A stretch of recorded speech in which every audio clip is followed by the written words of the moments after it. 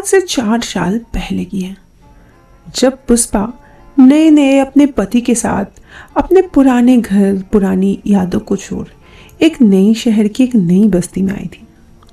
पुष्पा देखने में बेहद ही खूबसूरत, उसकी आंखें एकदम भूरी रंग की, लंबी नाक, हल्का गुलाबी होंठ और उसके सुनहरे बाल। यूं तो उसके हजारों दीवाने थे, सिवाय उसके पति के। पुष्पा की शादी को अभी तक 5 साल हो चुके थे। पुष्पा की जिंदगी में सब कुछ लेकिन इन 5 सालों के बाद भी अधूरा था। उसकी शादी तो हुई, उसके पति का किसी और से अफेयर था पहले, इसलिए वो उनके साथ खुश नहीं थे। बाद में जाकर जब उन्हें अपनी गलती का एहसास हुआ तो कुछ दिनों तक पुष्पा के साथ तो सब सही रहा, लेकिन फिर शादी के 1.5 साल बाद भी जब पुष्पा मां नहीं बन पाई तो धीरे धीरे नोक-झोंक पति के साथ बढ़ती गई। और ये नोक-झोंक कब आगे बढ़ गई और कब पुष्पा सिर्फ अकेले तन्हा हो गई, उसे पता ही नहीं चला। खैर, वो अपनी ज़िंदगी में इधर उधर के कामों में निकाल देती थी, लेकिन उस वक्त एंट्री होती है पुष्पा की ज़िंदगी में राहुल की, जो उसकी सूखी पड़ी ज़िंदगी, सूखी प्यारी प्यार को बिल्कुल बदल देता है। और फिर दोनों ही एक दूसरे के प्यार में डूब जाते हैं। पुष्पा बनारस से 50 किलोमीटर दूर एक छोटे से गांव में उसके पति के दफ्तर का तबादला के बाद वहाँ रहने गई। यूँ तो वो गांव था, लेकिन आसपास सबों का घर था। वो लोग एक किराए के मकान में रहने लगे। उसके पति उस गांव के ही एक दफ्तर में काम करते थे, उनका इसी वजह से वो वहीं रहने लगे। और ऐसे में पुष्पा, जो कि एक गृहिणी थी, दिन भर घर पे ही रहती, कभी घर के छत पर, तो पहले तो किसी से दोस्ती नहीं थी। फिर तभी उसकी मुलाकात राहुल से हुई।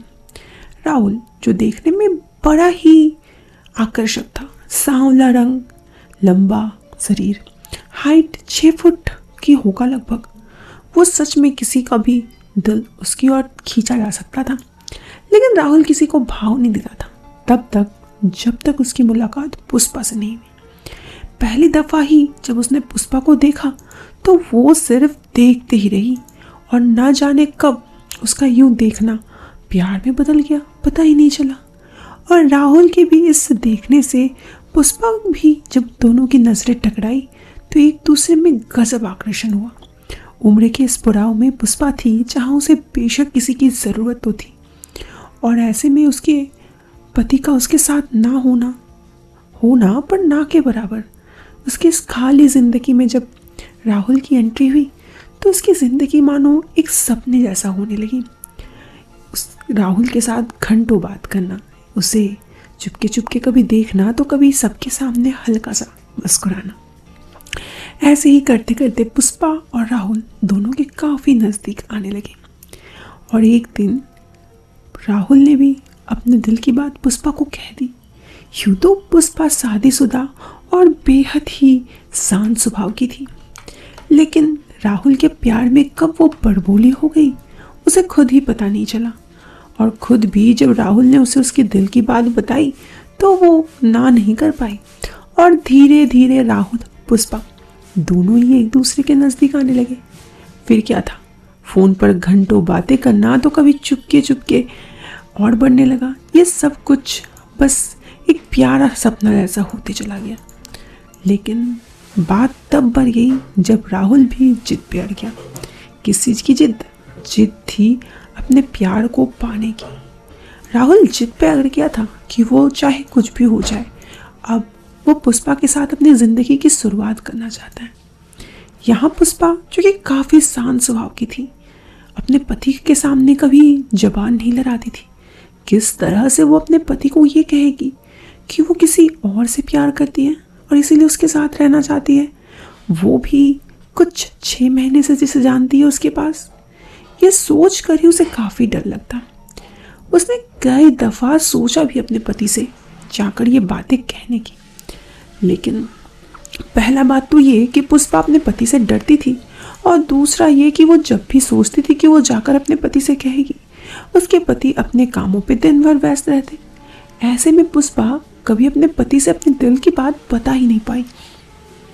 धीरे धीरे वक्त बदलता चला गया, और पुष्पा और राहुल का रिलेशन अब 1 साल का हो गया था।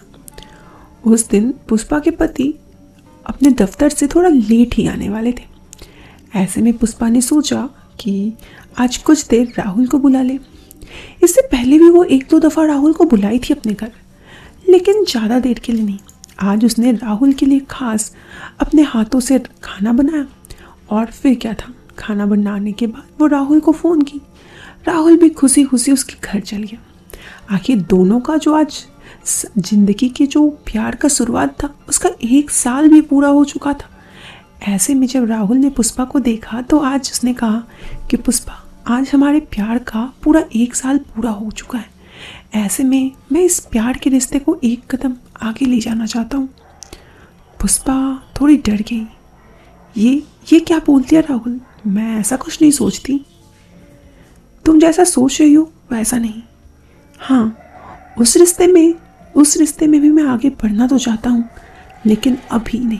शादी के बाद अब मैं चाहता हूँ कि जब तुम्हारे पति के साथ तुम्हारा कुछ रिश्ता है ही नहीं तो इस रिश्ते को ख़त्म कर दो और हमारी ज़िंदगी में चलो एक नई शुरुआत करते हैं।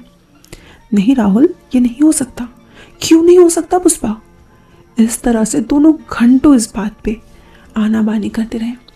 घड़ी पर शाम के 8 बज रहे थे। पुष्पा थोड़ी डर गई थी। उसने कहा, राहुल तुम्हें अब चले जाना चाहिए। शाम के 8 बज चुके हैं। मेरे पति कभी आते ही होंगे। नहीं, आज मैं नहीं जाऊंगा पुष्पा, और तुम्हारे पति के आने से पहले तो कतई नहीं जाऊंगा।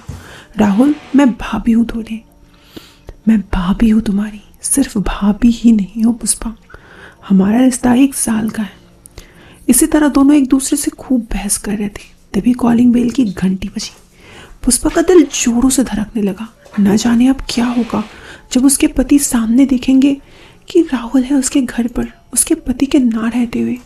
पुष्पा काफ़ी ज़्यादा डर चुकी थी। सहमे सहमे जब उसने दरवाज़ा खोला तो उसके पति आए। बिना कुछ कहे चुपचाप घर के अंदर आ गए। पुष्पा काफ़ी डर रही थी।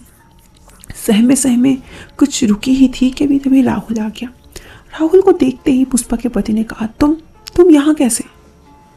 मैं यहाँ नहीं रहूँगा तो कौन रहेंगे? आप?